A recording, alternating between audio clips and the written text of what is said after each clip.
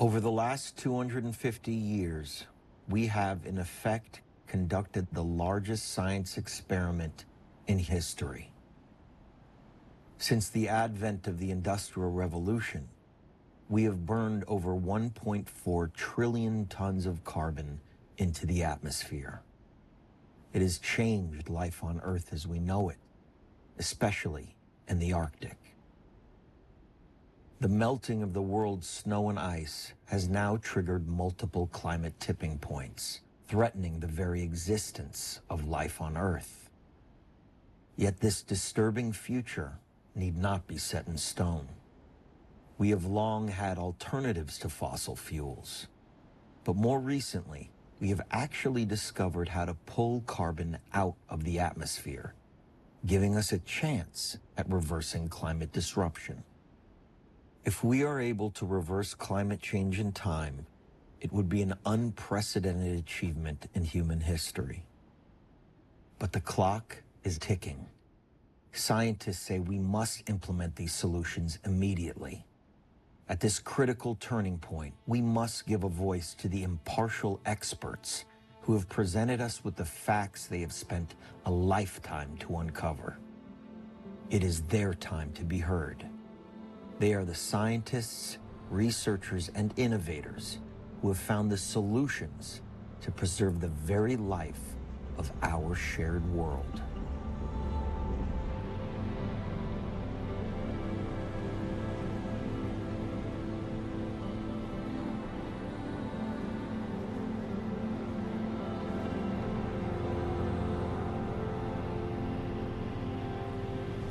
There's a couple different projects that require manual sampling. So one of them is the long-term CO2 record.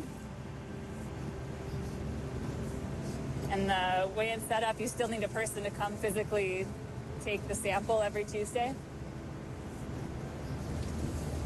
I'm the person that gets to go in the snowcat to take the measurements. We want to keep that long-term record going the way it's always been taken. Monitoring and tracking what we're doing to our atmosphere is a serious and difficult endeavor. For the last 50 years, dedicated researchers from around the world travel weekly to the same locations, taking samples of greenhouse gases that cause climate disruption. So we're at about 11,500 feet on Niwot Ridge, in the Front Range of the Rocky Mountains in Colorado. And this is NOAA's long-term CO2 sampling site here. It's the third longest in the world. So these are the flasks that we're going to use to collect our sample made out of glass. And after we're done today filling them with air, we'll ski them down to our office, and then we'll take them down to NOAA's office in Boulder where they get analyzed, along with similar flasks from all over the world. The reason we do it up here, and a lot of the sampling sites are high up in the atmosphere, is the air up here is well mixed, so you're getting a good sample of the whole atmosphere. There's a little inlet on the roof. When I turn on the pump, it's going to suck the air into these flasks. This is actually the whole carbon cycle and greenhouse gases, and CO2 and methane are the big ones. When I took the first sample in 1968, I measured 322 parts per million. And we don't know what this sample is going to measure yet, but it's probably going to be around 408. So it's a little bit of an increase. And now I'm just putting everything away and getting it ready for next week's sample.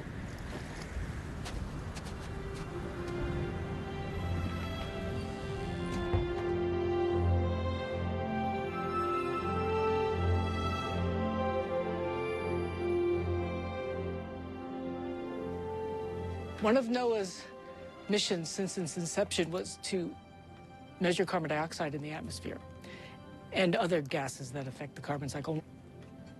2 samples are collected every week from around the globe. So we're looking to see how these gases change with time. And the way to do that is to continuously collect samples. Currently, we have about 60 locations. Most of the samples are collected in remote areas, away from population centers.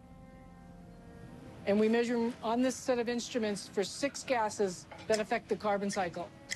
Those gases are carbon dioxide, methane, carbon monoxide, molecular hydrogen, nitrous oxide, and sulfur hexafluoride. This system runs 5 days and 5 nights a week, 24 hours a day.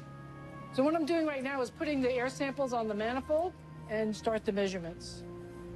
And then I can walk away.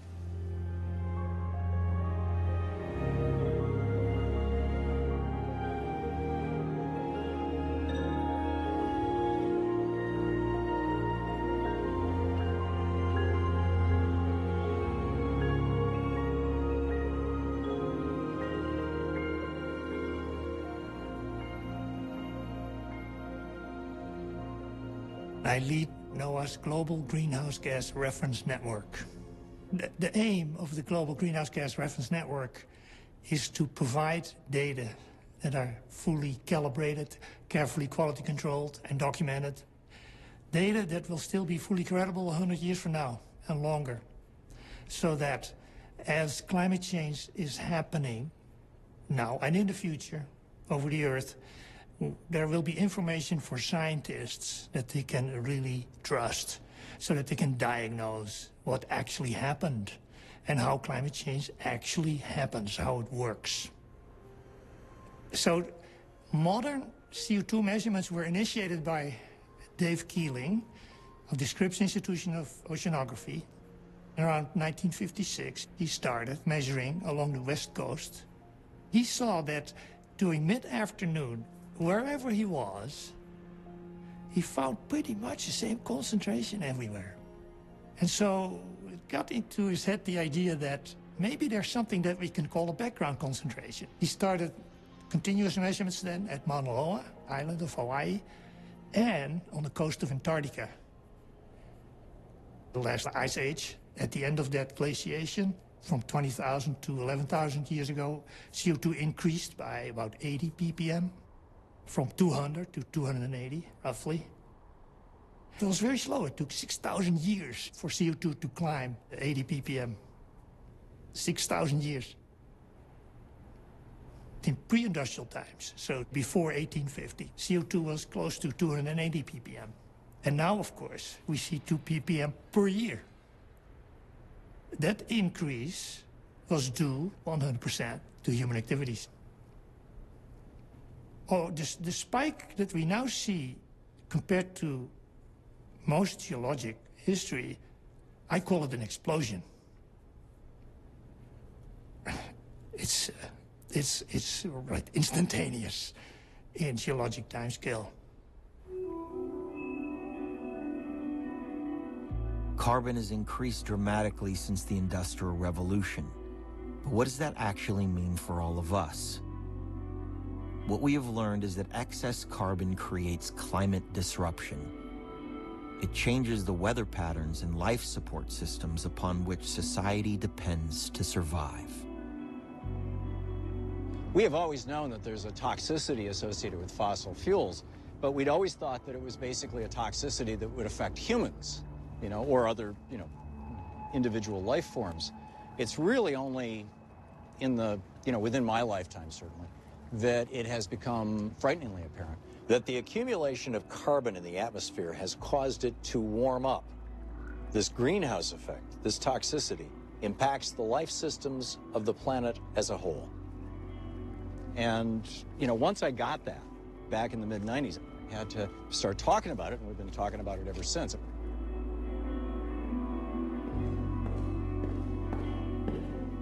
When we talk about dangerous planetary warming, we're referring to something akin to a 2 degrees Celsius, it's about 3.5 degree Fahrenheit warming of the planet relative to pre-industrial times. That is where we start to see some of the worst and potentially irreversible impacts of climate change. Substantial melting of the ice sheets and associated substantial rise in sea level, permanent droughts in mid-latitudes, and the list goes on.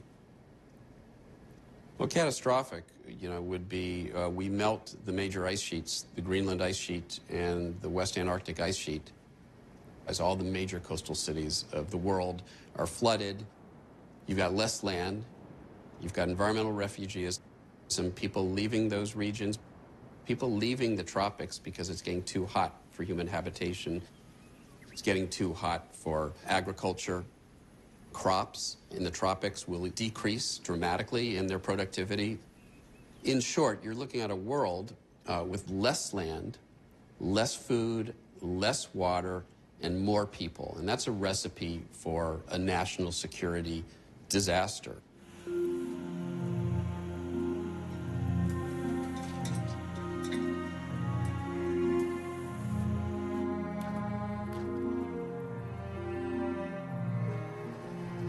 I work on the carbon cycle, tasks that I've taken on for more than 30 years. And truth be told, I figured we would have done something about this 20 years ago and I could be off doing something else, but I'm still doing what I'm doing. If you think about the relationship between carbon dioxide and sea level, there's a couple of interesting points in that relationship. One of them is when CO2 goes up to roughly 400 parts per million, that is warm enough that we melt off chunks of Antarctica, chunks of Greenland. And those chunks are the chunks that are what we call marine base. So the base of the ice sheet in West Antarctica is below sea level. It's pinned to the sediments. And once it starts to melt, it's one of these freight trains. We don't know how this thing is going to stop. And we're dangerously at that point right now. The other threshold is somewhere around 600 to 700 parts per million CO2. That's warm enough that there is no more ice, land ice on the planet. And you have about 80 meters higher sea level. We are on our way to 600, 700 parts per million. But I think that's one of those interesting threshold moments in our relationship with the planet, where are we going to push the climate system so far out of balance that we threaten the melting of all land ice?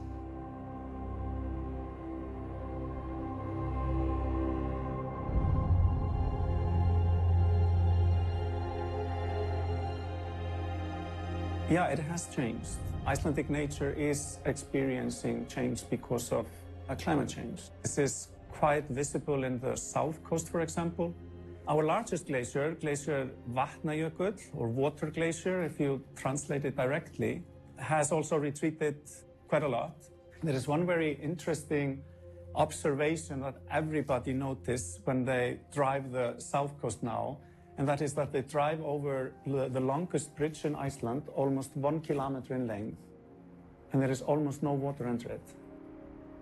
So you think, okay, why building such a big bridge for almost no water?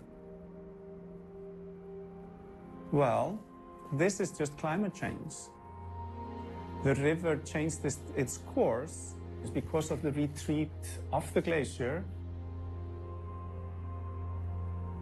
So now we have this sort of monument, a symbolic thing of the past.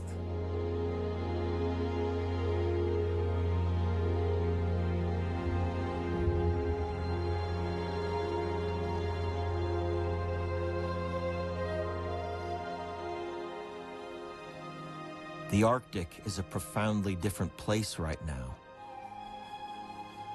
In the Arctic, the impacts of climate change are the most extreme.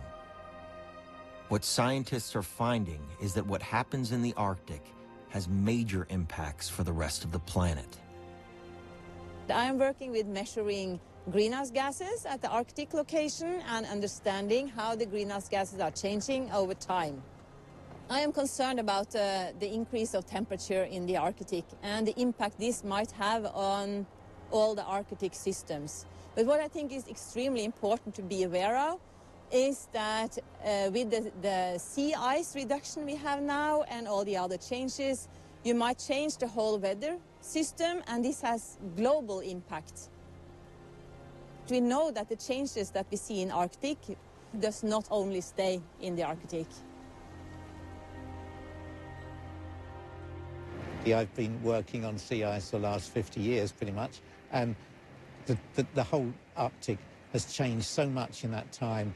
Loss of ice, loss of, not only the loss of area of ice, but the loss of the appearance of the great ice fields of the past with huge pressure ridges, very, very thick ice, really dramatic ice scenery has all gone.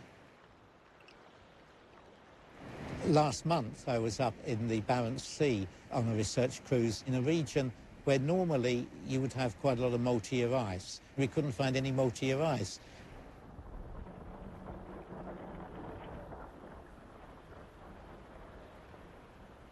So the ice was all very thin, 30 centimetres thick. The Arctic Ocean is no longer a continent of ice, but something that becomes just water in summer.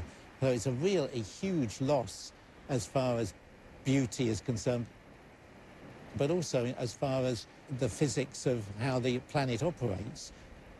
The ice is disappearing because the climate's warming. That's pretty obvious that will happen, but there's much more to it than that, because in fact you have many other feedback mechanisms going on which cause the effects on the planet to be far worse than just the retreat of the ice. So the Arctic's warming up 3 times faster than the rest of the world, and the temperature difference between the Arctic and lower latitudes is getting less. And that means that the jet stream is getting to be weaker.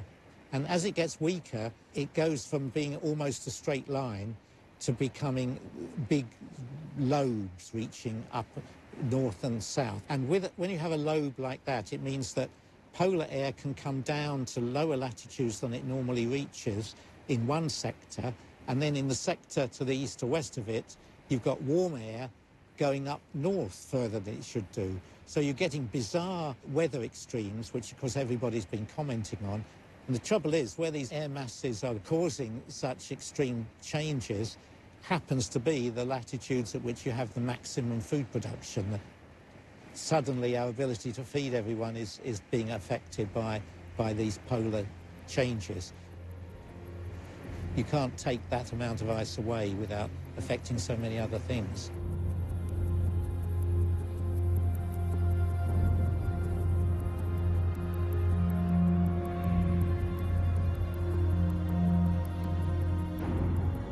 The impact of our actions are starting to hit home.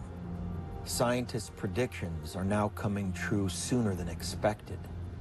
We are tragically suffering through severe storms, droughts, floods, and fires that are progressively becoming more intense and more unpredictable.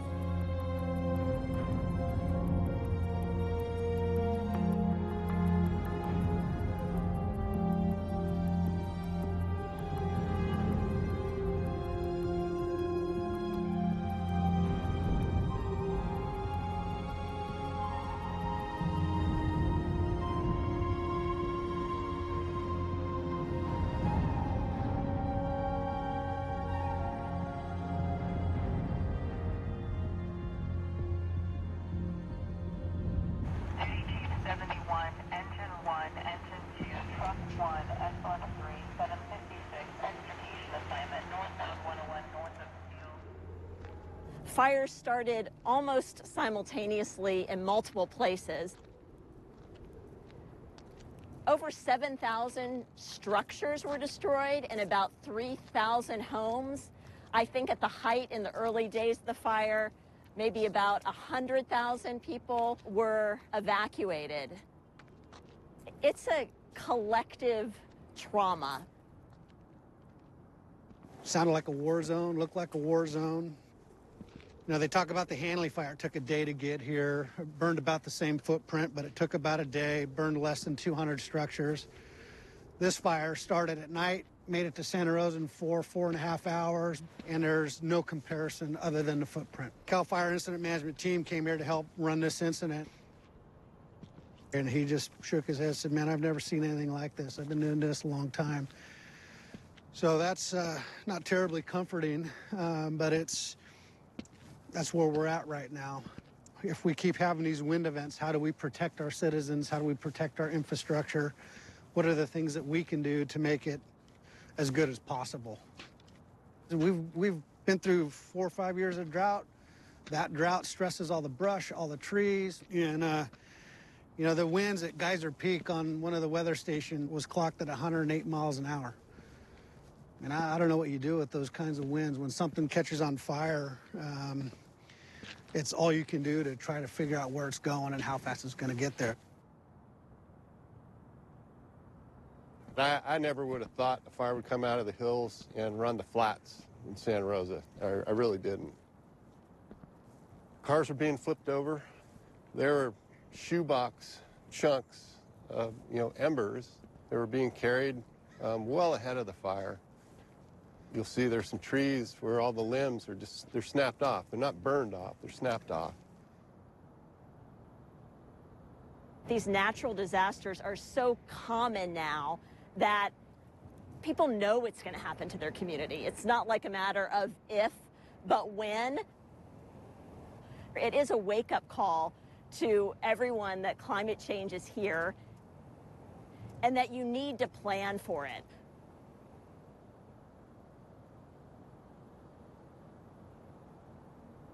Climate disruption is causing a rise in extinctions today. But this isn't the first time.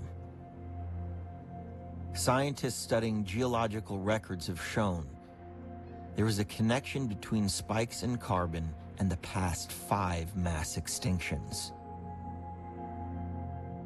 There is a natural law that the carbon cycle affects the fabric of life. Every time there has been a massive increase in carbon, the web of life weakens and sometimes collapses.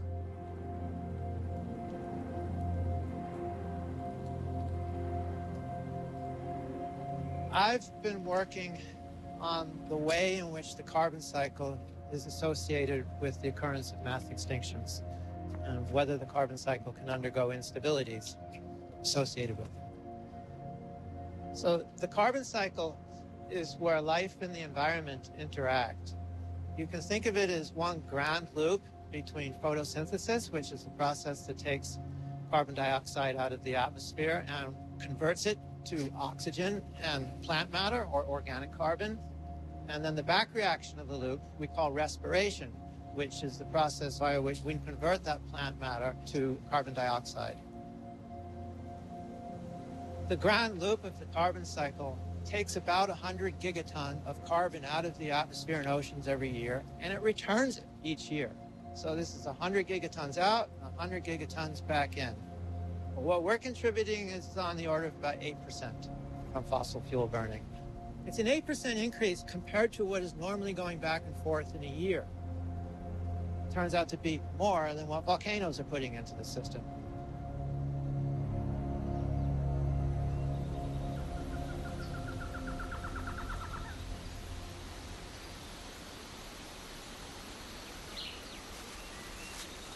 The planet is constantly in the process of rebalancing its cycles, like its water cycle and its nitrogen cycle and its carbon cycle. You've got to think of it as it's in constant flow. And part of the planet's doing that, you know, was to take all the carbon that was in the dinosaurs and land plants and press that into eventually oil and fossil fuels. Over long periods of time, it was sequestered, and we're a young species. And we were curious, and we dug up the carbon that had been sequestered by the Earth. And we burned it, not knowing it was like burning furniture in a house with its windows closed. So what's happened is that the planet is reeling from that. There's an excess of carbon up in the atmosphere. What it's doing is causing that living conditions here on Earth to go out of bounds. So as a biologist, when I look at climate change, yes, I look at rising seas and melting polar caps. Those are evidence for me.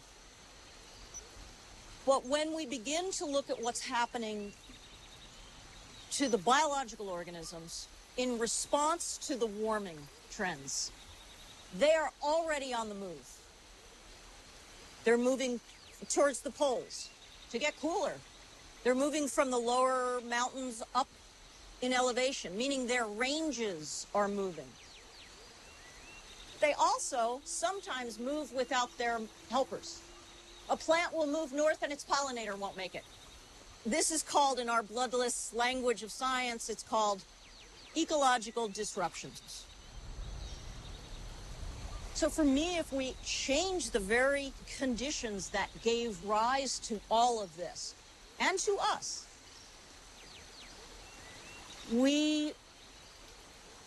it's going to get crazy. When the carbon cycle is unstable, it moves into a realm that we don't understand. Going back to geologic time, is that occasionally there are these essentially bursts within the carbon cycle in which things change. One of them, which is widely known as the Paleocene-Eocene thermal maxima, 55 million years ago. And others, which are decidedly worse, they're destructive or catastrophic events, they're mass extinctions. The worst of them, known as the end-Permian extinction. So that's the historical record, but what we're doing to the carbon cycle now is another kind of problem, because now we know what's going on. We know that we have been adding carbon dioxide as a consequence of fossil fuels. And then the question is, does that risk engendering the kind of bursts that we've seen in the past that could create what I would call an instability in the carbon cycle? That is one in which small changes become bigger changes. That's a precise scientist's definition of catastrophe. But when you get down to the individual level, losing one's home to a flood is a catastrophe.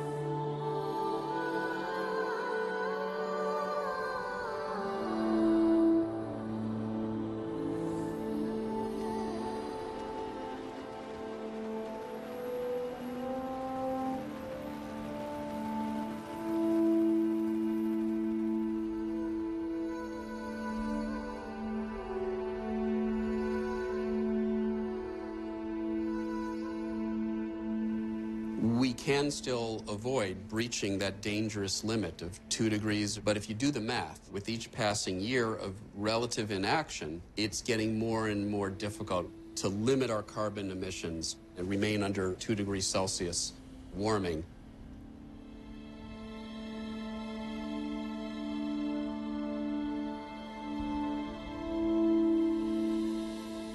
Je regarde la salle. Je vois que la réaction est positive. Je n'entends pas d'objection. L'accord de Paris pour le climat est accepté.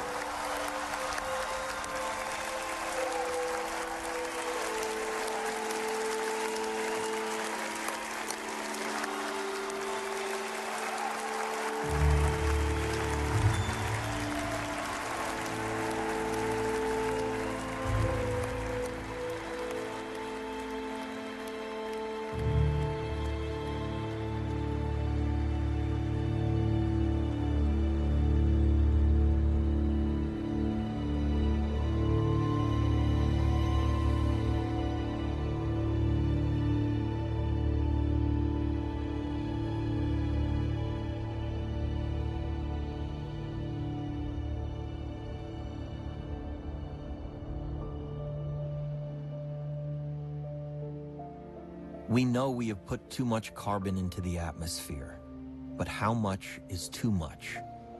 Scientists have figured out what that amount is, and have created a carbon budget that will create a margin for life. This budget tells us where we are now, how much more carbon we can burn, and how much needs to be removed in order to sustain life on Earth as we know it. I would say the major challenge is indeed dangerous climate change. And if we want to avoid dangerous climate change, so then we have to accept that the atmosphere is, for humankind, a limiting disposal space. So roughly we can emit 800 gigatons CO2 into the atmosphere in this limiting disposal space. And if you take into account that over the last 5 years we have already used 200 gigatons, so this basically means that over the next 2 decades we have exhausted the limiting disposal space. So in Paris it was very important that the whole world and the whole world leaders agreed on limiting temperature increase to well below 2 degrees. So that's a kind of safeguard line, and it's very important that more than 100 nations stand behind it. So imagine the volume that is in this ball. That's a kind of symbol for the CO2 that is still in the ground in terms of coal or in form of oil and gas. So this is the amount of carbon. And if we want to limit the temperature to 2 degrees globally, we may only emit this little amount of carbon into the atmosphere. And to see that we have a lot more of carbon still stored in the ground that we can emit in the atmosphere when we want to limit the temperature to 2 degrees. So therefore the question is, how does it fit together? So, and now for the next 20 years, this is an enormous important time span to transform our economies, to decouple economic growth from emission growth. And by mid of the century, we need 0 emissions. And after 2050, we need even negative emissions. The carbon clock is just informing people where we are now. What is the pathway, how we exhaust the limiting disposal space of the atmosphere. And this is a huge challenge for humankind.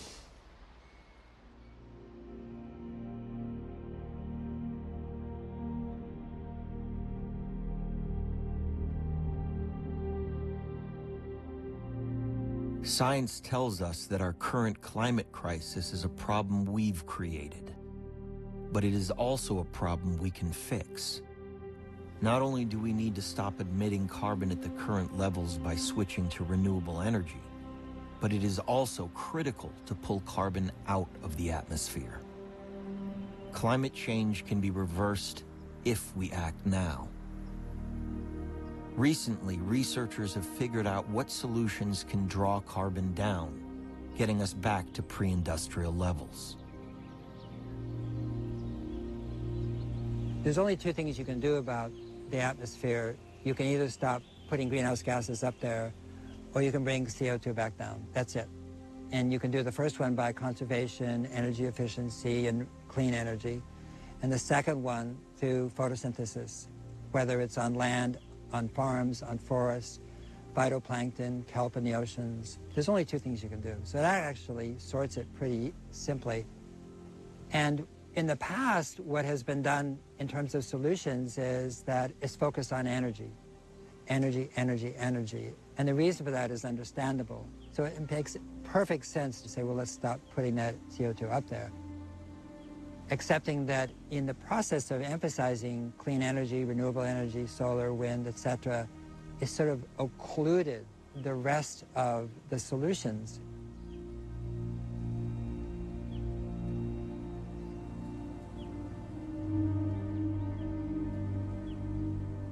The purpose of drawdown was to see if the 80 solutions that we had modeled would scale to the point where we could reverse global warming within 30 years, going from reduce to reverse.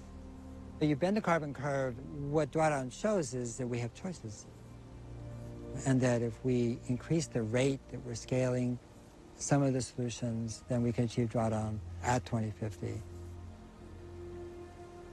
And if you say the odds are long, I agree. They're long odds. I'll take them.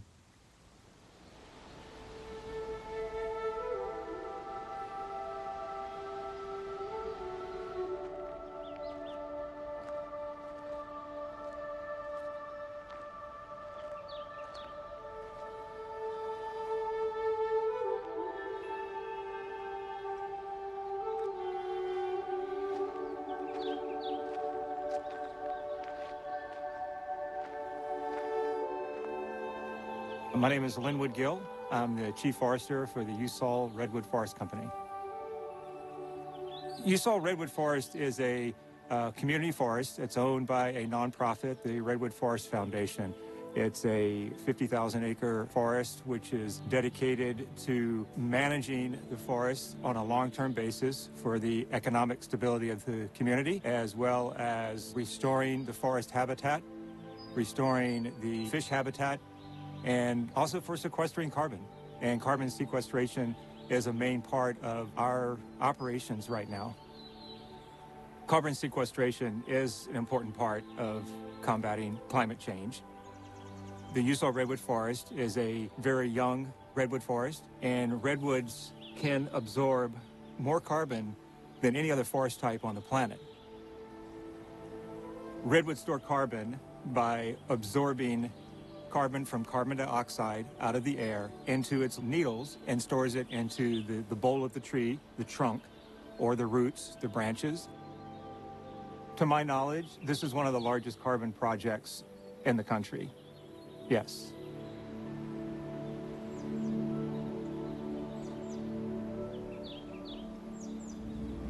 I am the biochar project manager for the Redwood Forest Foundation. We're sort of at a perfect storm right now in California, where we have over 100 million dead trees in the Sierra, and we need to do something with that. We have what is called the western pine bark beetle, which makes its living by feeding on ponderosa pine and other trees as well. And these beetles have been around for thousands of years and have lived in harmony and balance with the trees. But unfortunately, because of climate change and because of the long drought, millions of trees are very weak and have difficulty defending themselves against the beetles. Biochar can definitely be one of the ways that we address the beetle damage in the dead and dying trees in the Sierras. Biochar is essentially the form of charcoal that is suitable for use in agriculture and in helping to build more healthy soils. When you pyrolyze woody biomass particularly, about half of the carbon that is in that woody biomass can be saved as a residual charcoal. And biochar is very much like coral for the soil in that it can hold nutrients, it can hold water. It's more of an architecture. It incubates life. You're saving about half of the carbon that's in that plant and then can put it to better use and sequestering it in soil for great benefit to agriculture. We have all this biomass that we have to do something with. They are a fire hazard, and as you know, right now we have something like 10 fires in California. And by producing biochar, we can return some of that material back into the forest in a safe manner, or we can take some of that biochar and take it down into the Central Valley, which desperately needs water savings. And one of the prime benefits of biochar is that it can help to retain water in soils. If we put biochar in just 10% of the world's soils, we'll actually sequester 29 billion tons of CO2. 29 billion tons, that's on 10%. And that's using only quote-unquote surplus waste material. So that's significant. And then we have the carbon offset credits. And to keep those carbon credits coming, we have to employ workers to do our forest inventories, to work with the carbon verifiers to make sure the carbon that we say is on the property, and then is maintained into the future. I'd like to think that we're a model that others can join in and do the same thing that we're doing out here. This isn't rocket science. The carbon storage as we move into the future is huge, and we need more larger, older forest, intact forest that we know will never be developed and can continue into perpetuity.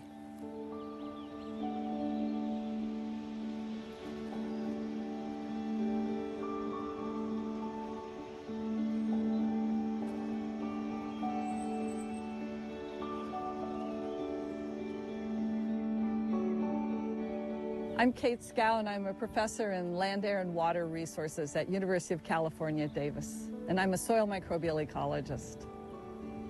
So the carbon cycle on a global scale involves aquatic systems and terrestrial systems. So soil is a very important part of the terrestrial systems. Soil actually contains 2 to 3 times the amount of carbon that is in the atmosphere. Soil is the place where primary productivity is supported. That means all the vegetation that grows, that fixes CO2 through photosynthesis from the atmosphere. What miraculous, like creating mass here on the ground out of what? Air? It's like still amazing to me. That productivity brings all this carbon in. The plant fixes the CO2, it dies, it falls onto the ground, and all that plant residue now enters into the soil carbon cycle. It's way bigger than the atmosphere, what is residing in soil.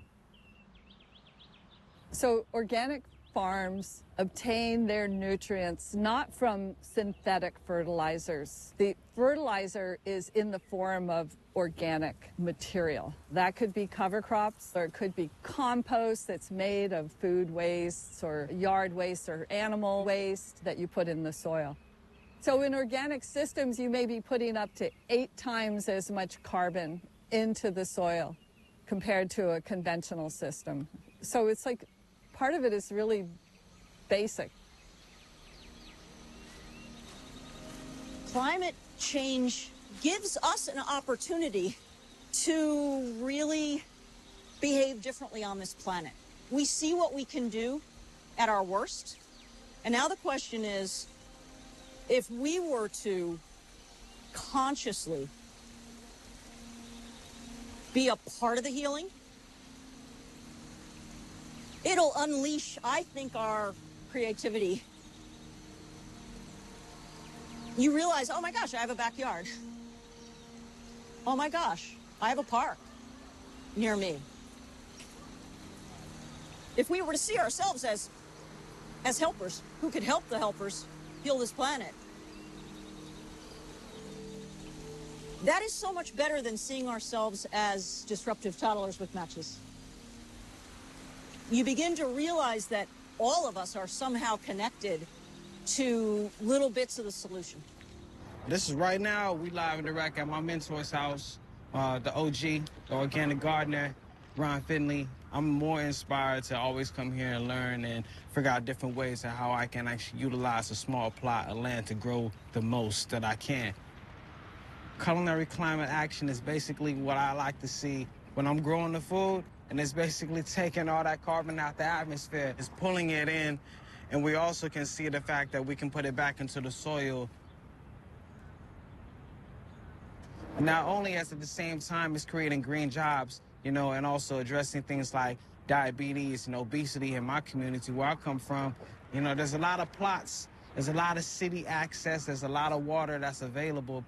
This is really just it's a beautiful cause and effect. We're literally pulling out all the harmful poisons that we like literally just emit into our atmosphere. And the best way that you want to transform that is by growing some food, put it on the roof, put it in your windowsill. But we feel the heat rising. You know, being a farmer is being futuristic. There is no doomsday mentality. You have to actually plant water and think that you're going to reap what you sow.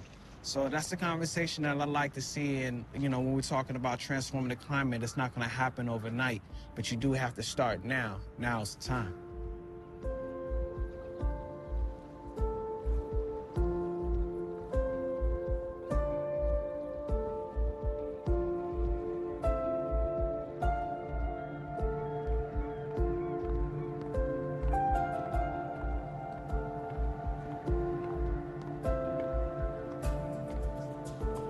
My name is Bren Smith. I'm the owner of Thimble Island Ocean Farm, and we're here in the Thimble Islands in Long Island Sound.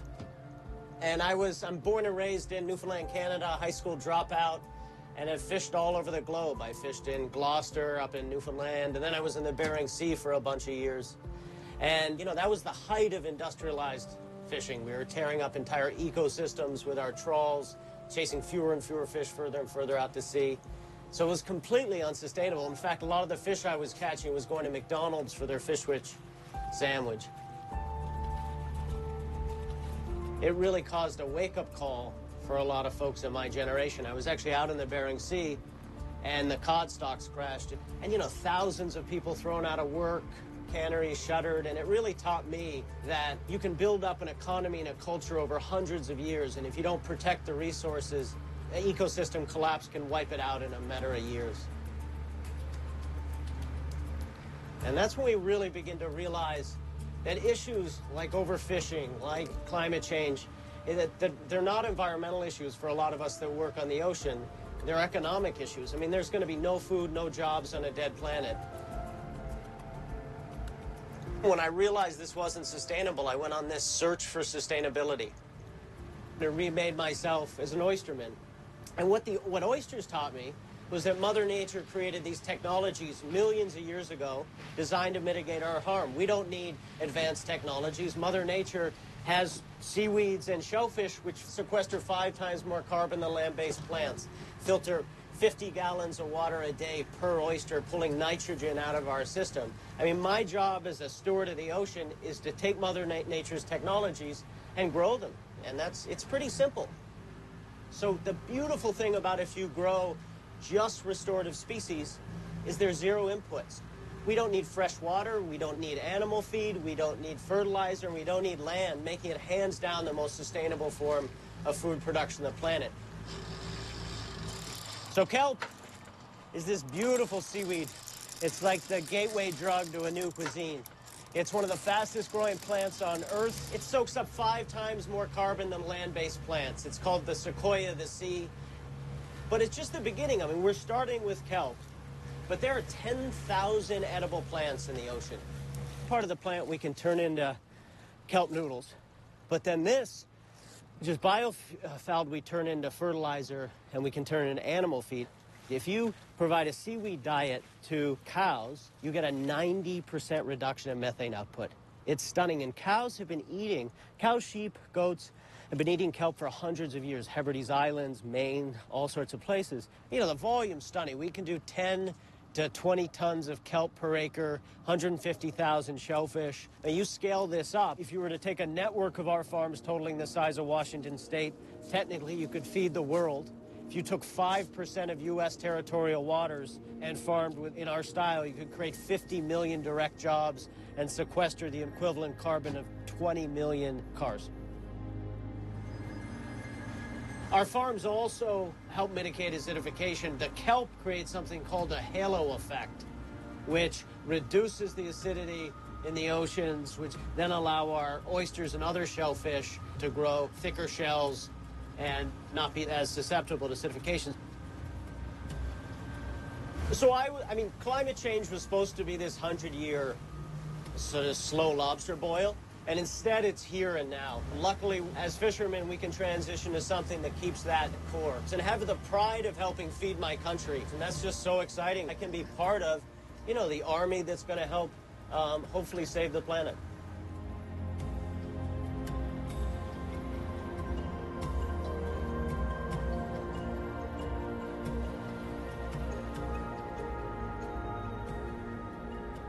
If we put 10 units of CO2 in the atmosphere, 10 very large units of CO2 in the atmosphere, about 5 stay in the atmosphere, and about 2.5 go into plants, and about 2.5 goes into the ocean. So you've got an acidic ocean, so how do you deal with that? Now, nature handles this problem by making more shells, which is the marine snow idea, that little beasties grow in the water, they make calcium carbonate shells, those shells fall. The problem with that is the planet loves to operate on timescales of millions of years, and we don't. So, question becomes, can you speed that process up?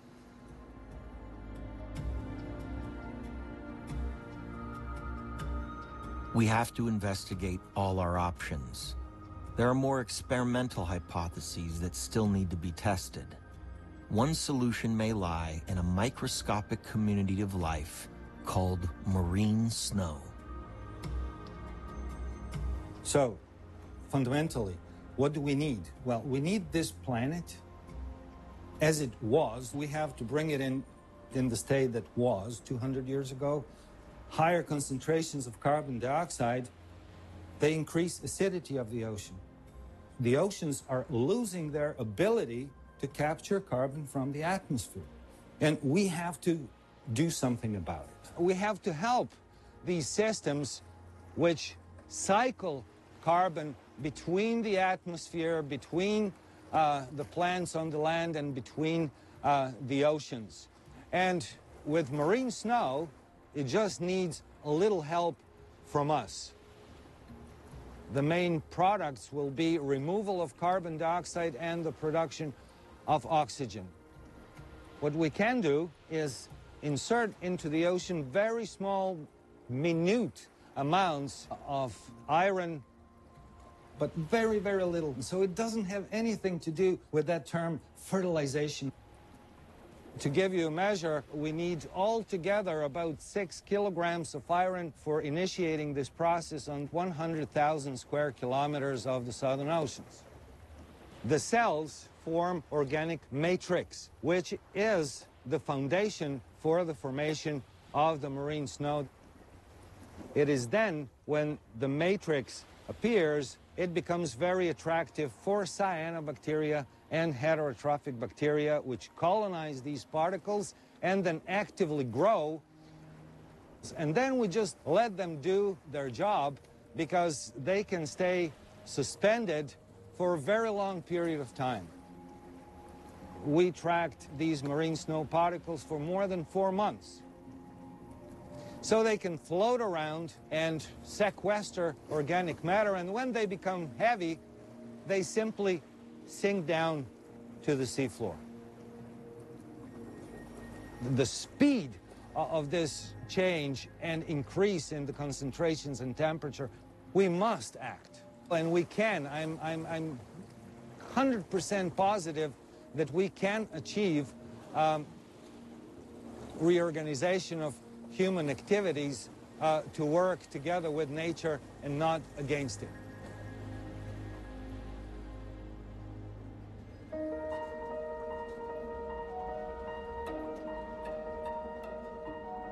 Science has long proven we have existing technologies that work, and they are already being implemented. It's just become a matter of political will and scale. We need a multitude of solutions moving forward simultaneously. In order to solve this crisis, it is critical we move to 100% renewable energy now. So the top 5 solutions, number 2 was onshore wind, and that wasn't a surprise.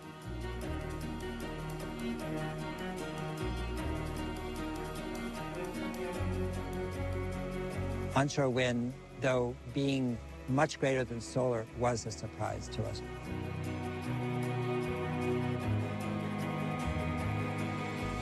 Solar was number 8 and 10, actually.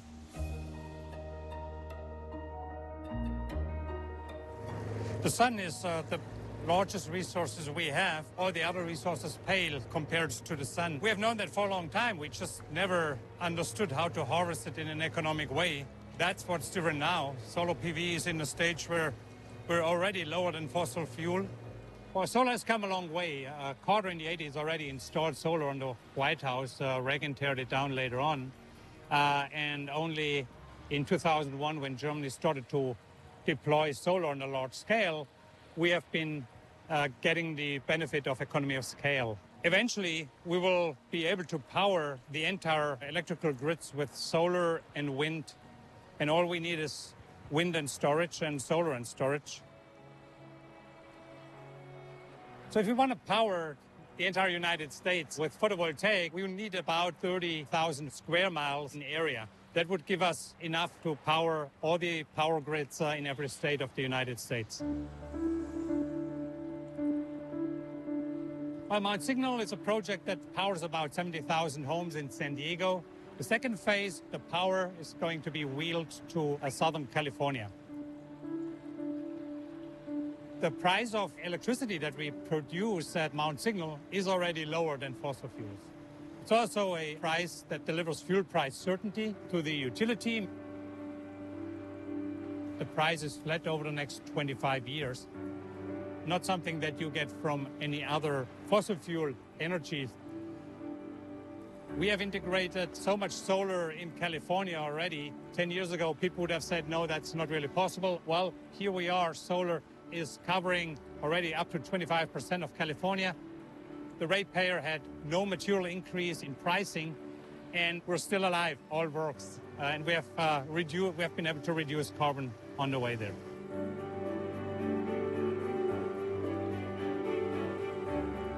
Over the last years, we saw now utilities volunteering to buy solar. We see this mindset shifting. We still underappreciate the value that PV brings. People do not comprehend that in 5 years, we will have PV at much lower price. We will be able to dispatch it at night, and you combine that with wind, you get this paradigm where we are truly living in a 100% renewable environment. And this is feasible. We don't need any new invention for that. We know all the technology. We just need to make sure that the people responsible for the planning of resources, for the infrastructure planning, understand that this is a different technology and it will get cheaper over time.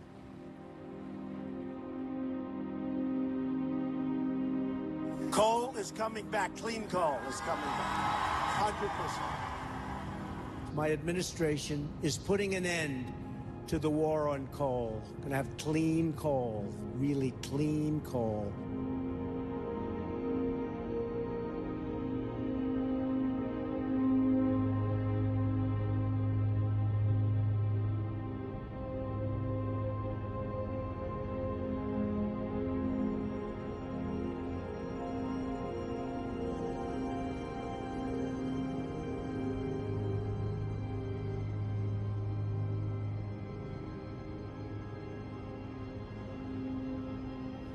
It's difficult enough sometimes to communicate science to the public. Now you take that challenge and you add to it a concerted effort by fossil fuel interests and the front groups that they fund to pollute the discourse over climate change, to confuse the public, to confuse policymakers. We need to transform our energy sector, move away from fossil fuel energy towards renewable energy. Well, that's rather inconvenient for the powerful fossil fuel interests who have many millions of dollars invested in our continued addiction to fossil fuels. And they've fought tooth and nail to maintain that addiction, in part by attacking the science, linking climate change to that behavior, the burning of fossil fuels.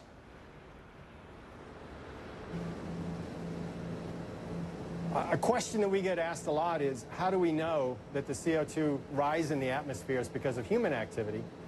And the answer is that we leave fingerprints all over the atmosphere.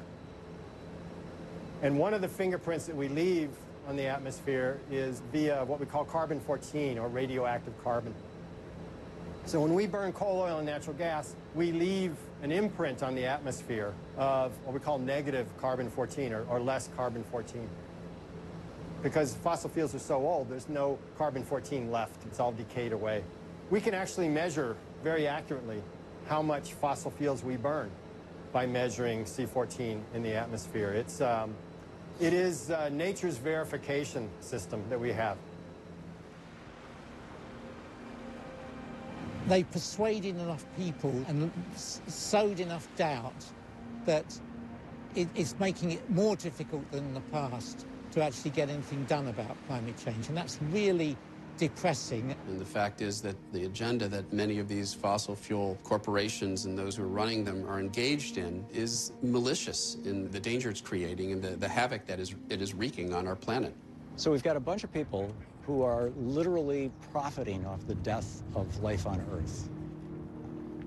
I think that some climate denial, particularly the well-funded climate denial that is being done by people who know better, rises to the level of a crime against humanity that probably should be prosecuted in The Hague.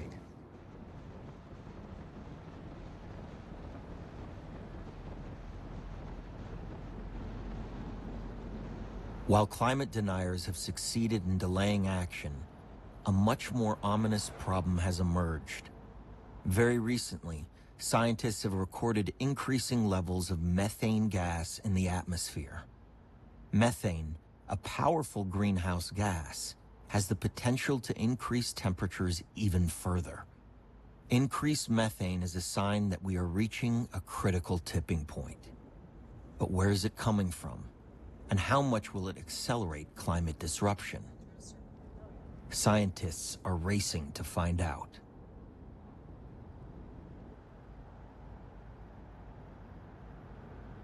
So we are in front of the University of Wyoming Mobile Laboratory. We have different instruments inside that measure what's in the air that we are breathing right now. It's doing that in real time.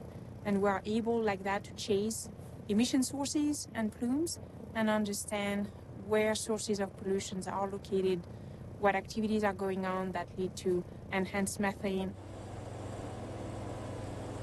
Inside of our lab, we have a couple instruments. We have a proton transfer reaction time of flight mass spec to measure volatile organics like benzene, toluene. And then we also have a Picaro cavity ring down to measure methane concentrations. We can see data from these instruments in real time due to an inlet we have up on our mast above the van, which pulls air in and feeds into our instruments. So we found with aerial and road mapping that we have more sources of methane in areas where we extract the gas than we expected.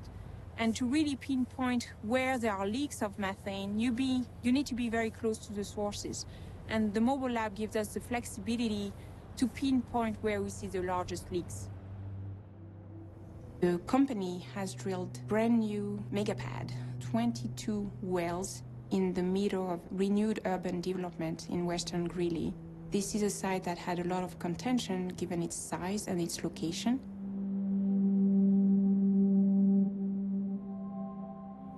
So the local community, from what I've heard, is not really kept up to breath on what's going on at the site. There's a huge sound wall around the operation.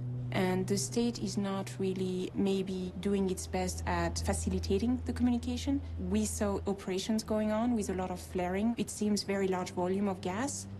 The yellow color of the flame tells you it's not complete combustion. So we are going to continue doing those drives to understand those sources, but also to track what the local population may be exposed to. So some oil and gas producing regions have such a large concentration of methane in the atmosphere above them that you can see it from space. And that's something that was described a few years back for the Four Corners region. And that's really the key for us to be like detectives and map where we see the largest sources of emissions.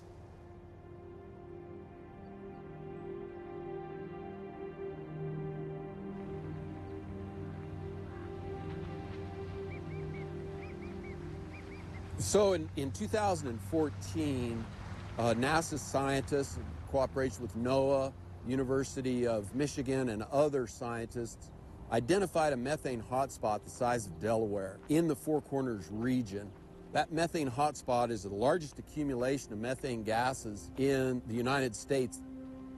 This ranch, this spot that we're on, is approximately ground zero. If you were able to identify a middle for that Delaware-shaped cloud, it might very well be right here where we're standing. And they've closely identified the cause of that methane hotspot to be predominantly the emissions from drilling such as this site, as well as coal and other fossil fuels.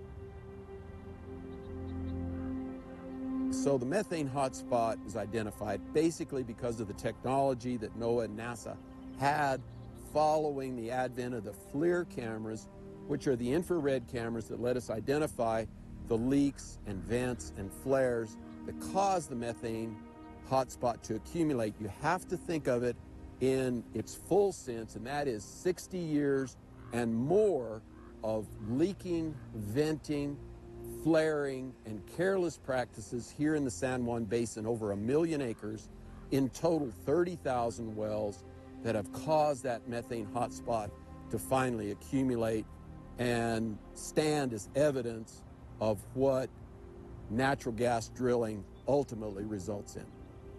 People lose sight of the fact that the conventional wells created the methane hotspot and that they are a daily culprit.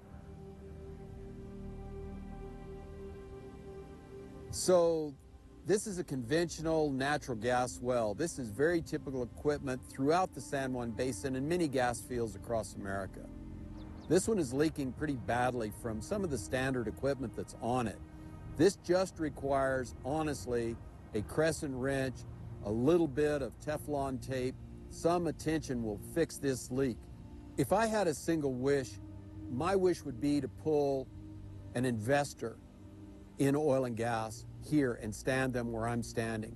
Let them see that leak. Let them see that times 18,000 in the San Juan Basin and get them to stop obstructing a federal rule that stays in place to protect my family, to protect taxpayers across New Mexico, and provide federal, fair, and equal protection across the western states. Let's get those guys out of the boardroom right here on this well location. Let them look at that leak that can be easily fixed. And when I found out that the EPA Administrator, Scott Pruitt, knew that the data had come in that methane leaks and the chemicals that come with them harm children to a greater degree than they did to me, I was just outraged that he would try again to roll back the federal protections for us. You know, if someone came onto my ranch with the stated objective of harming my children, it would be over my dead body.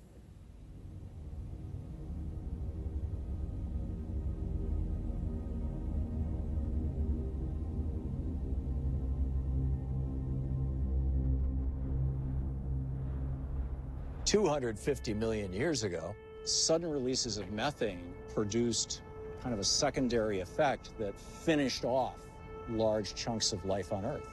And one of the debates right now is whether the methane that is buried in the Arctic, whether the methane that is, in the permafrost, in the seas all over the world, how rapidly that will be mobilized and how destructive that mobilization will be. The release of this ancient methane may lead to exponentially more warming. Will this methane create an apocalyptic scenario? This is a question scientists are desperately trying to answer. I'm the director of the Center for Gas Hydrate, Environment and Climate. Here we have a team of 50 to 60 scientists working on understanding the impact of methane on the global climate system. This methane is stored beneath the Arctic Ocean floor in huge reservoirs at locations we sometimes know, but we often do not know very much about it. So we are applying here geophysical methods to quantify the methane hydrate reservoirs and also to see how stable those methane hydrates are today, but also in the future. Methane is one of the most aggressive greenhouse gases. Methane has, fortunately, a shorter lifetime. The Earth has a natural system for regulating input of methane from the ocean and into the atmosphere. And this system is working quite efficiently. But this system is also changing because the ocean current system is changing, the ocean temperature is changing, the ocean chemistry is changing. So methane was in a kind of equilibrium for some time. And during the last couple of years, we see quite a distinct increase in methane. Do not know where this signal is coming from. And at the present time, that, of course, is putting a pressure on the scientific community to give an answer to the politicians. What is going on with the methane in the atmosphere? Where is the methane coming from? What is presently becoming more unstable?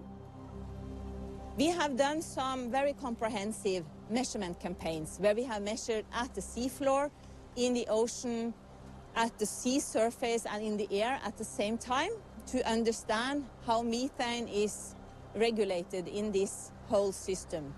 There is a lot of methane stored at the seafloor, and this is so much that only a small change might impact the ocean or the atmosphere.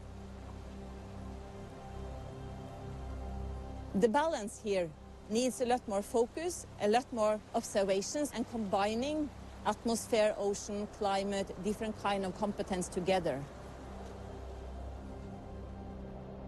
In my profession, I'm interested in studying methane cold ships in the ocean, in the Russian Arctic, and also in the Barents Sea. It's, well, basically streams of gas bubbles rising from the seafloor. And those gas bubbles are mostly composed of methane gas.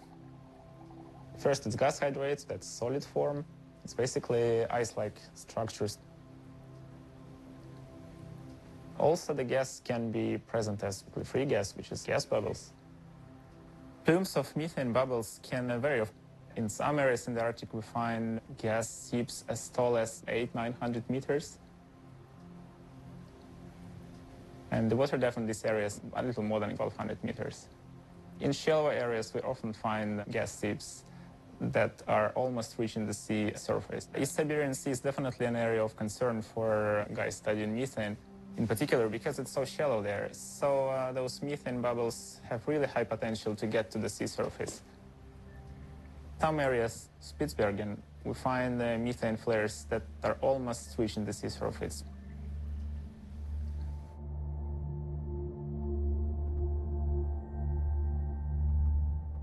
We have warmed the atmosphere to such a degree that we have hit the tipping point of a melting Arctic. We now face the potential for an abrupt climate change scenario. Current models predict we will shoot way past the Paris Agreement to 5 degrees and more, causing even more catastrophic tipping points to be activated. Warming might lead to large injections of methane into the atmosphere. It's something we need to be concerned about. I would only add that it's one of many possible stressors.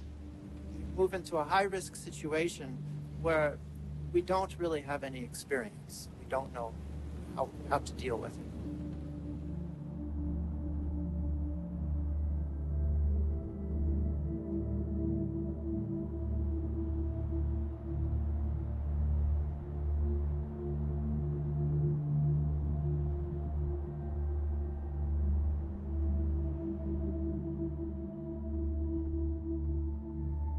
Permafrost and methane in general is of a great concern. And I think that this is something perhaps we need to pay more attention to methane in general in relation to the climate issue. My concerns are that there are great reservoirs of methane in the world, in particular in the Arctic. It is the risk of going beyond the tipping point where it will be difficult to go back and reverse the problem.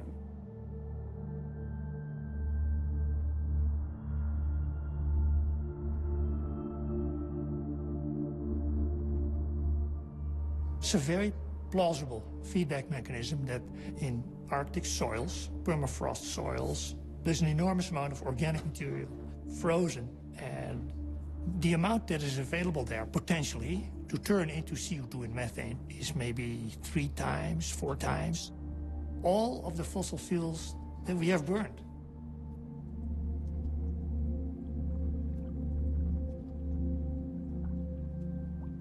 If we take all this material out of the deep freeze, you very likely get large CO2 and methane emissions on a huge scale over which we have no control.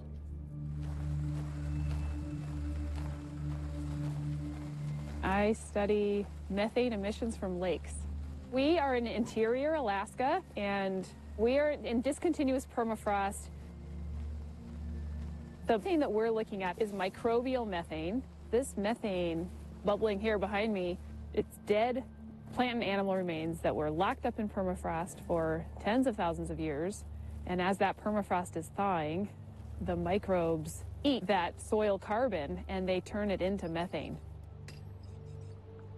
This process of permafrost thawing and that thawing permafrost fueling methane production, and then methane escapes into the atmosphere, causes climate warming, which causes more permafrost to thaw. We call that a permafrost carbon feedback. It is a natural process.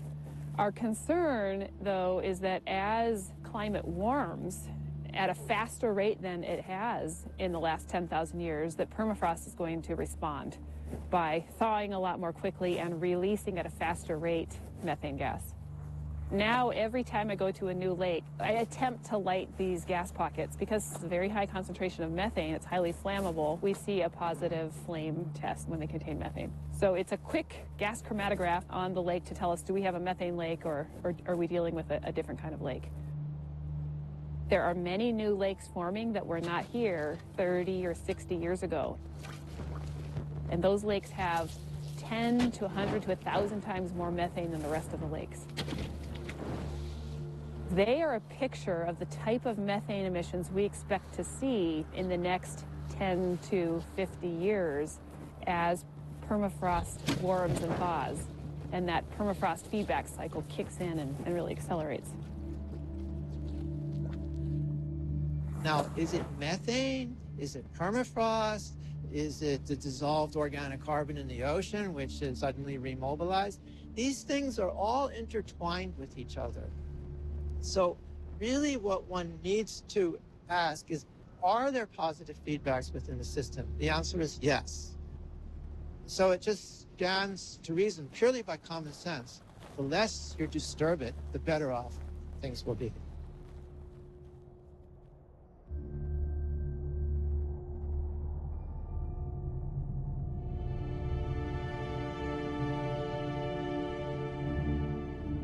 We have the solutions at hand, but the question still remains. Can we mobilize and take collective action before it's too late? There isn't the oomph in the world to do this. They talk about, with the Paris Agreement, how we must reduce our carbon emissions and to keep temperature rise at some low level. But in fact, of course, we won't be able to do that. The technology that can save us is something that will take carbon dioxide out of the atmosphere. So it ought to be obvious that the biggest research effort that man is involved in should be to develop direct air capture methods that work. And if we do that, then we can save the world, and so why don't we do it?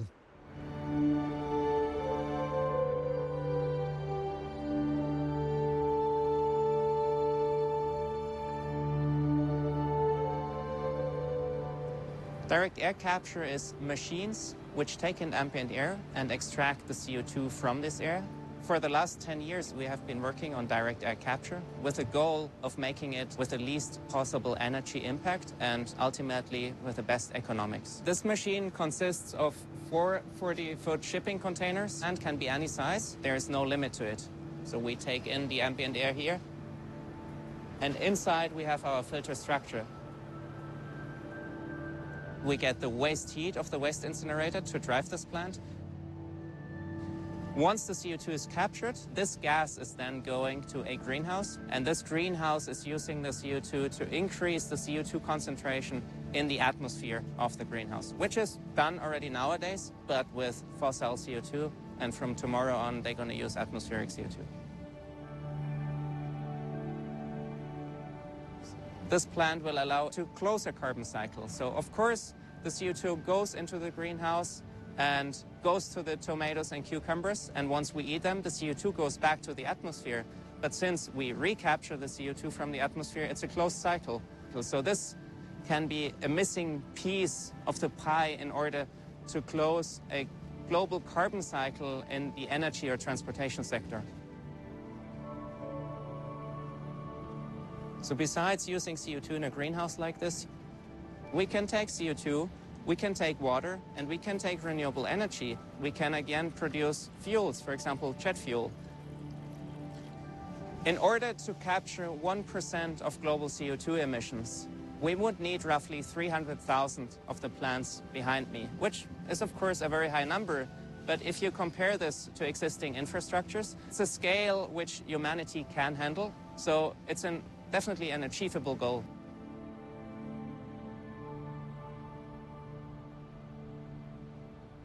The next project is to bring a plant to Iceland to capture CO2 from the air and sequester the CO2 underground. And in 2 hours, you literally turn CO2 into a stone, which stores it in a permanent and safe manner. In order to run the plant, we would use geothermal heat. There's an abundance of it on Iceland. Therefore, we would have low carbon footprint energy available to drive the machine. So today is a very special day. We have brought CO2 capture plant up here to Iceland. And we are taking CO2 out of the air and then pumping it underground, storing it in the basalt rock formation within the Carbfix project. So we extract CO2 from the air and permanently remove it by turning it into rock. And yesterday night was the first time that atmospheric CO2 was injected into the ground. We can go up to thousands, 10,000, 100,000, and even up to millions of tons of CO2 per year that can be extracted from the atmosphere. That is actually, to our knowledge, the first time ever in the world that direct air capture of CO2 has been combined with underground safe and permanent storage of CO2. Yeah, it's a new relationship with carbon. Why can't we find a way to make it an ingredient for something? Why can't we put it in our plastics or in our building materials? Or through the help of carbon dioxide chemistry, turning carbon dioxide into the things that we need every day.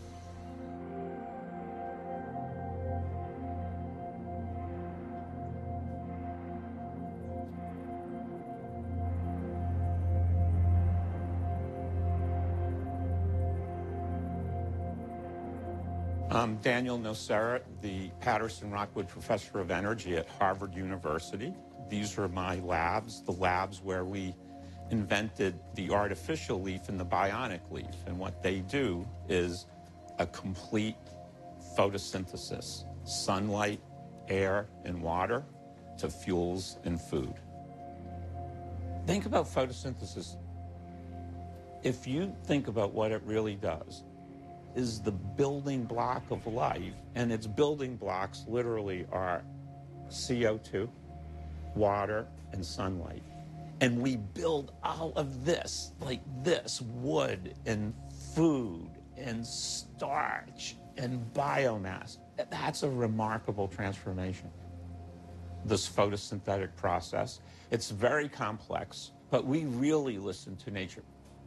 And that we finally ended up doing in 30 years. And something that makes us really happy, not only can I say, yes, we can do it artificially, I can do it 10 times better than photosynthesis. We made special catalysts that coated the artificial leaf, and then they would split water to hydrogen and oxygen. The second part of the invention is the bionic leaf. It takes the hydrogen from the bacteria, and then it makes fuels. And so depending on what genes I put into the bacteria, I could have the bacteria make materials. They could make drugs. We've shown they can make fertilizer. We can work out of any water source, including natural waters, seawater. As long as you have my artificial leaf, you can do it in your backyard. We don't need to dig what's been down there and release more CO2.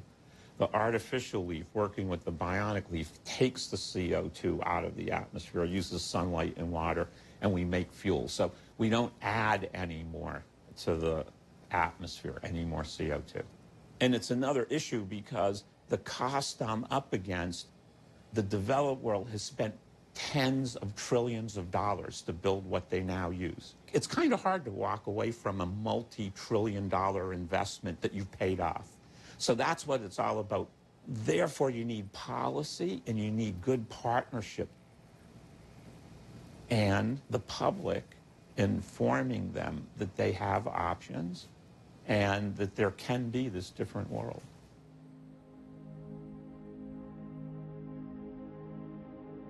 This new world can be sustainable, innovative, and profitable. The green economy is creating millions of jobs and will create millions more. It matches and will surpass the economy of the fossil fuel industry. The challenge to reverse climate disruption opens up opportunity for everyone. It is now more profitable than ever to be green. Up until recently, the profit you could make from creating the problem was greater than the profit you can make from the solutions. So the solutions had to be done with subsidies, which were rare, non-existent, or altruism, or faith. But people who were making the problems were raking it in, raking it in, raking it in. And I think we're at a crossover where actually the profit you can make from the solutions is greater than the profit from the problems. And that is not well understood. So it's not that altruism need not apply, it's a great thing, but actually altruism will not be needed in order to move towards a world where we reverse global warming because, in fact, it's less expensive. It's more profitable, more beneficial, more jobs. It's the most amazing thing that's happened in the last few years and is going to do nothing but increase as the years go by because engineers and designers and basically who are unknown and unnamed have been working diligently and are working diligently to reinvent a new way of being a human being relating to this planet.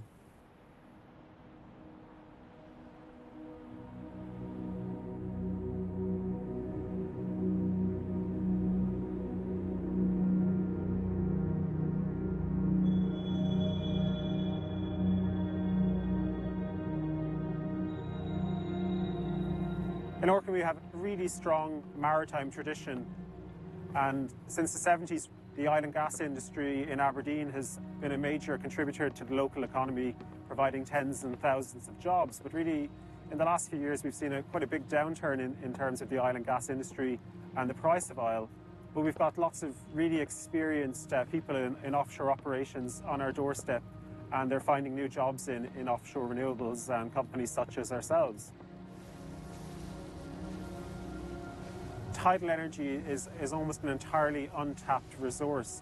We think we have the potential around the world for about 100 gigawatts of capacity, perhaps more. And what that equates to is low carbon energy for millions and millions of homes. What we've got here is the world's most powerful floating tidal energy generator. We've got a floating platform to which two rotors are mounted.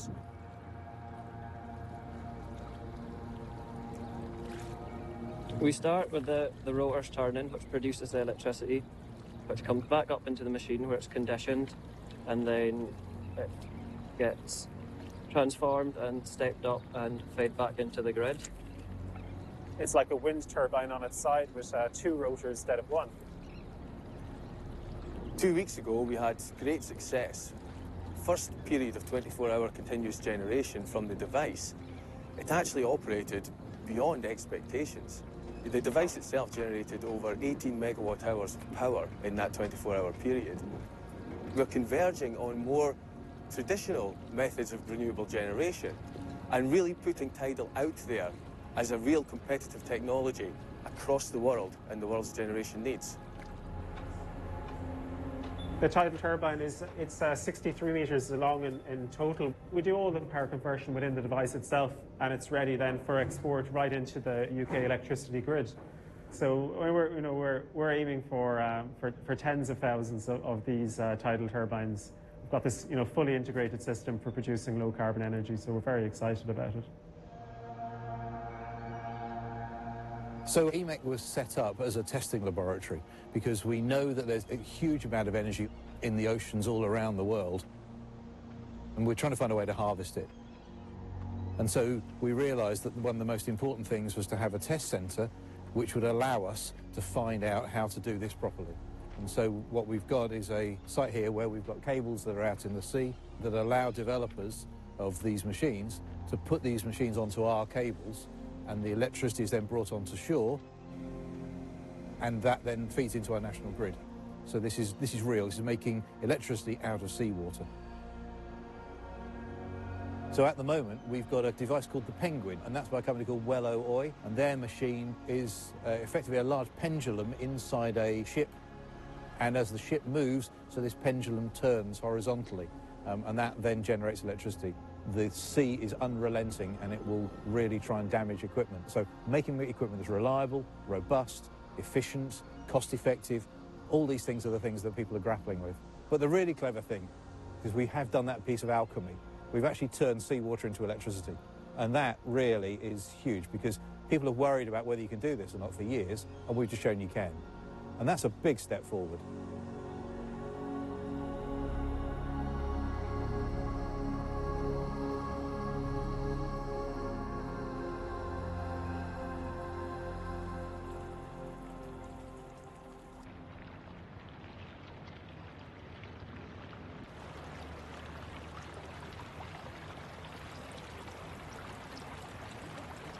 No one can say that the scientist has not warned, has not told that we have to reduce the emissions of greenhouse gases. That should be clear to many. How much farther can we go? How many more tipping points can we go before we hit a tipping point from which our civilization cannot recover, or from which the life of this planet, or a large portion of the life of this planet, cannot recover? We cannot allow ourselves to reach those points, and we're so damn close to it. We're at a turning point. Either we can stay the course and drown, burn, and starve ourselves to death in the face of the climate crisis, or we can come together, we can innovate. Where do we stand? Is it possible? Is it game over? Or is it, in fact, game on, which is that we have at hand the ability, capacity, and solutions that can reverse global warming, not mitigate, not reduce, not stabilize, but reverse. When you make your goals bigger, it opens up possibility. It opens up imagination. It opens up innovation. It doesn't foreclose, it actually does the opposite. And so it's not that there's one solution, but together you can achieve drawdown by doing 80% of the solutions. Every one of them has so many cascading benefits, makes a better world for everybody. So we don't lose by understanding the climate change is happening and responding to it. So what's the problem?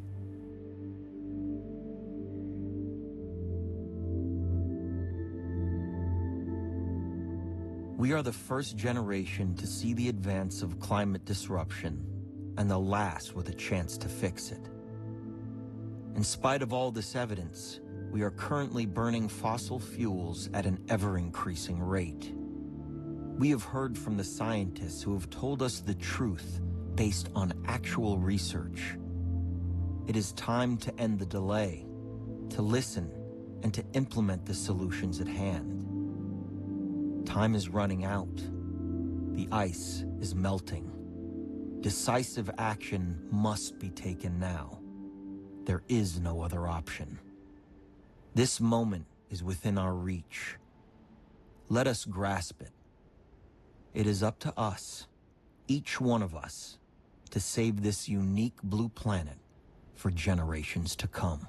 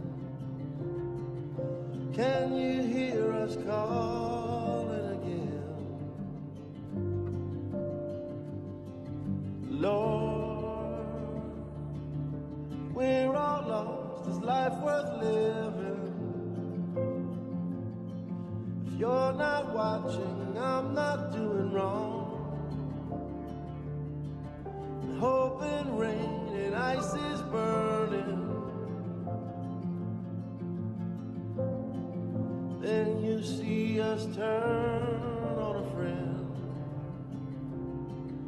Will you hear them calling again? Lord, the world ran down, the wave came crashing. If we're all gone, will you still carry on? Love is light, but ice keeps burning. Will you see us ride to the edge? One last fall from your hand. Dear Lord, if you don't want me, I'm not staying. Love is light, light keeps burning. Let me know if I'm worth saving.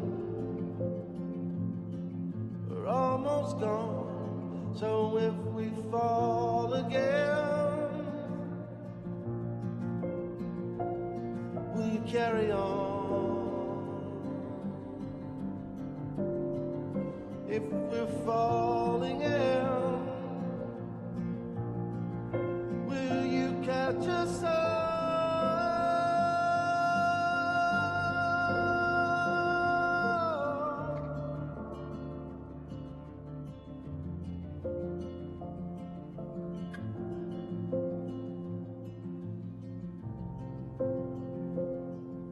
Lord, just let me know if I'm worth saving.